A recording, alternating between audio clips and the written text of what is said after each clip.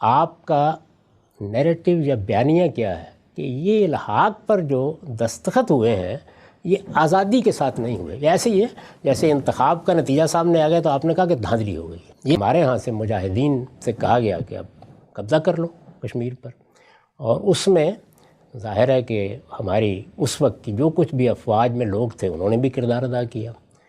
اس کے نتیجے میں 1/3 کشمیر پر پاکستان کا قبضہ ہو گیا.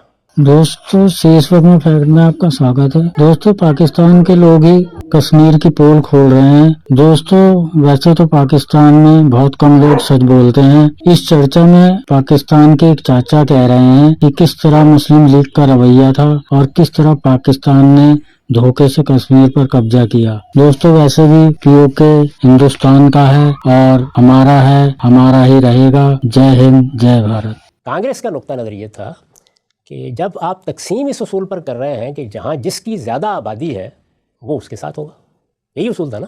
یعنی آپ نے جمہوری اصول پر یہ ملک بنایا تھا. جن جگہوں پر برطانوی ہند کے جن صوبوں میں مثلا پنجاب میں، مثلا سندھ میں اگر مسلمانوں کی اکثریت ہے تو یہ پاکستان کا حصہ ہوں گے، اور اگر کسی جگہ مسلمانوں کی اکثریت نہیں ہے، جیسے UP میں مسلمانوں کے بہت سے ادارے تھے، بڑی شخصیات تھیں لیکن اکثریت نہیں تھی، تو وہاں پر ہندوستان کی عملداری ہوگی. یہی اصول تھا.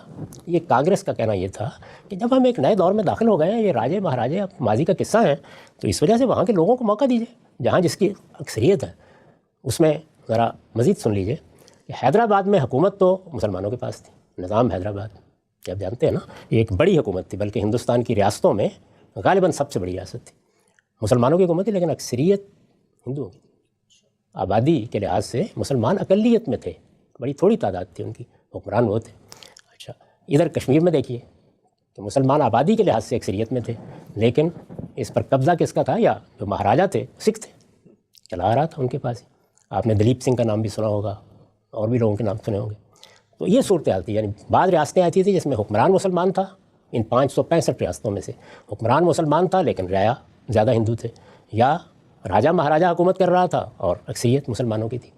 تو جب یہ تقسیم ہوئی تو اب مسلم لیگ کا نقطہ نظر کیا تھا؟ میں بتایا کانگریس کا نقطہ نظر کیا تھا کہ جمہوری اصول کے اوپر لوگوں کو حق دینا چاہیے، لوگ فیصلہ کریں گے. تو لوگوں کی اکثریت نظر آ رہی ہے، کہیں اگر تھوڑا بہت اختلاف ہے تو ظاہر ریفرنڈم ہو جائے گا، استصواب ہو جائے گا. مسلم لیگ کا نقطہ نظر نہیں تھا نا، یہ راجے مہاراجے فیصلہ کریں گے، یعنی ان کو حق دیا جائے. آگے ان ریاستوں کی تقدیر کا، 565 ریاستوں کی تقدیر کا فیصلہ ان کے حکمران کریں گے. اب میں اس وقت اس کے تحلیل نہیں کرتا کہ یہ کیوں رائے قائم کی گئی، لیکن بہرحال جمہوری اصول کے خلاف تھی یہ رائے. بالکل. یعنی ابھی آپ نے فرمایا کہ مسلمانوں کی فلانے کا بہت اکثریت ہے تو پھر مان لینا چاہیے تھا نا اس اصول کو. نہیں مانا گیا. یہ مسلم لیگ نے نہیں مانا، یہ ایک بالکل طے شدہ تاریخی حقیقت ہے. جب نہیں مانا اور دوسرے اصول پر اصرار کیا تو بالآخر وہی مانا گیا. اب جب مانا گیا تو پھر تقسیم کے فارمولے کے تحت ان 565 ریاستوں کو حق دیا گیا کہ یہ چاہیں تو اپنی خود مختاری، اسی طرح کی نیم خود مختاری باقی رکھیں، چاہیں تو یہ ہندوستان کے ساتھ الحاق کر لیں، چاہیں تو پاکستان کے ساتھ کر لیں. اب ایک بڑی واضح سی صورتحال تھی کہ کوئی چارہ ہی نہیں تھا کہ ریاستیں کر لیں، کیونکہ ہر ایک کو معلوم تھا کہ پنڈت جواہر لال بھی اس کو قبول نہیں کریں گے. ادھر کی قیادت بھی، یہ قیادت دنیا میں راجے مہاراجوں کے دور سے ذہنی لحاظ سے آگے جا چکی تھی. تو اس لیے اب دیکھیے کیا ہوا، 549 ریاستوں نے، 552 رہ گئی تھی نا ہندوستان میں، 549 ریاستوں نے ہندوستان کے ساتھ بہت جلد، یعنی تھوڑے تھوڑے دنوں کے بعد الحاق کا اعلان کر دیا. 3 ریاستوں نے توقف فرمایا. اچھا. جونا گڑھ نے، حیدرآباد نے اور کشمیر نے. یعنی انہوں نے فوراً فیصلہ نہیں کیا. اس میں ظاہرہ کے مسائل تھے. یعنی نظام فیصلہ کرے تو وہ خود مسلمان ہے تو اس کی رائے تو ہوگی نا کہ میں پاکستان کے ساتھ جاؤں، لیکن رائے نظر آ رہا ہے کہ ان کی تو اکثریت ہندوؤں کی ہے. مشکل ہو گیا نا فیصلہ. کشمیر کا حکمران فیصلہ کرے، مشکل صورتحال تھی. یہ مشکل صورتحال ہے کہ جس میں پھر یہ فیصلے ہوئے، تینوں کے فیصلے ہوئے، اور تینوں کے فیصلے کرانے میں دونوں طرف سے کہیں محسوس اور کہیں غیر محسوس دباؤ آیا. ایسا ہی ہونا تھا، لازمی اس کا ناگزیر نتیجہ یہی تھا. چنانچہ ہم نے دیکھا کہ جونا گڑھ میں بھی ہندوستان کا دباؤ کام کر گیا، نظام حیدرآباد پر بھی کام کر گیا، یعنی وہاں پر بھی آہستہ آہستہ قبضہ ہو گیا اس کا. اور ادھر کشمیر میں بھی یہ چیز کام آئی اور کشمیر کی طرف سے بھی الحاق ہو گیا. تو تینوں نے الحاق کی دستاویز پر دستخط کر دیے.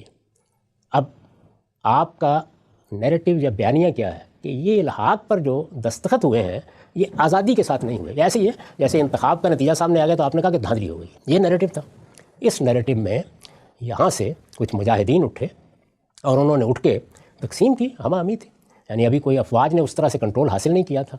ظاہر ہے ہماری سرحدیں ملتی تھیں بالکل اسی طرح جیسے حیدرآباد کو ہندوستان چاروں طرف سے گھیرے ہوئے تھا، وہاں ان کی افواج کو بھی اور پولیس کو بھی ایکشن کرنے میں کوئی زیادہ مشکل پیش نہیں آئی۔ ادھر سے ہمارے ہاں سے مجاہدین سے کہا گیا کہ اب قبضہ کر لو کشمیر پر، اور اس میں ظاہر ہے کہ ہماری اس وقت کی جو کچھ بھی افواج میں لوگ تھے انہوں نے بھی کردار ادا کیا۔ اس کے نتیجے میں 1/3 کشمیر پر پاکستان کا قبضہ ہو گیا، اسی کو آپ آزاد کشمیر گلگت اور بلتستان کہتے ہیں، کم ہو گئے۔ جنگ کے نتیجے میں اس کو کیا کہیں گے آپ؟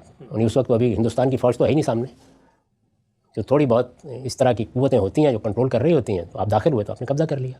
جب ہندوستان کی فوج وہاں اتری اس الحاق کی دستاویزات کے پس منظر میں، تو پھر اس کے بعد انہوں نے آگے نہیں بڑھنے دیا، یہ ہو گیا۔ اب یہ اس وقت کی صورتحال میں ہو گیا، یعنی چونکہ 47 کی صورتحال ہے، تقسیم کا موقع ہے، ایک طرح کا معاملہ ہوا، تو یہ اب ایک تنازع بن گیا، یعنی اس تنازع کو اب حل ہونا چاہیے۔ اس میں اقوام متحدہ میں آپ نہیں گئے تھے، ہندوستان گیا تھا، اور یہ کہہ کے گیا تھا کہ ہمارے علاقے پر انہوں نے معاہدات کی خلاف ورزی کر کے قبضہ کیا ہے۔ آپ کو یاد ہے کہ یہ تاریخی واقعہ کہ مولانا سید ابو اللہ صاحب مودودی نے اس وقت یہ کہا تھا کہ یہ جو کچھ بھی حملہ کیا گیا ہے یہ شرعی لحاظ سے ناجائز حملہ ہے۔ اس پر بہت بڑے پیمانے پر پروپیگنڈے کا ایک طوفان اٹھا تھا۔ ظاہر میں تو آپ معاہدات کے پابند ہیں نا، جب تک آپ اعلانیہ ان کو نہیں توڑ دیں گے اس وقت تک یہ کیسے ہو سکتا ہے، یہ ان کا نقطہ نظر تھا۔ تو بہرحال یہ ہوا، میں اس وقت کسی چیز کی تصویب یا تردید نہیں کر رہا، اس سے ایک تنازع پیدا ہوا، اس میں ازلی یا ابدی دشمنی کہاں سے آ گئی؟ یا مجھے بتائیے دشمنی ہے کیسا؟ بھائی تنازع تو کسی جگہ بھی ہو سکتا ہے، دوسرا کہہ سکتا ہے کہ آپ نے زیادتی کی، آپ کہہ سکتے ہیں زیادتی کی، لیکن یہ اصول تو آپ ہی نے مانا تھا کہ راجہ مہاراجہ فیصلہ کریں گے، تو اس میں مسلمانوں کی اکثریت اور یہ معاملات کہاں سے آپ کے اس بیانیے کا حصہ بن گئے؟ لیکن جب مثلا اقوام متحدہ نے کہا کہ آپ اس تصویب سے لوگوں کی رائے سے ریفرینڈم سے فیصلہ کر لیں، تو ہم تو آج تک یہی کہتے ہیں کہ اقوام متحدہ کی قراردادوں کے تحت لوگ فیصلہ کریں کشمیر کے، وہاں کے لوگ تو کھڑے ہوئے پاکستان کے ساتھ، لیکن ہندوستان ان کو فیصلہ نہیں کرنا یہ تو دیتا۔ آپ نے اصول مانے نہیں تھا نا، یہ تو بعد میں پنڈت جواہر لال نہرو نے اقوام متحدہ میں خود پیشکش کر دی کہ ہم استصواب کرا دیں گے، آپ نے تو یہ اصول مانے نہیں تھے۔ کیوں نہیں کراتے ہندوستان استصواب؟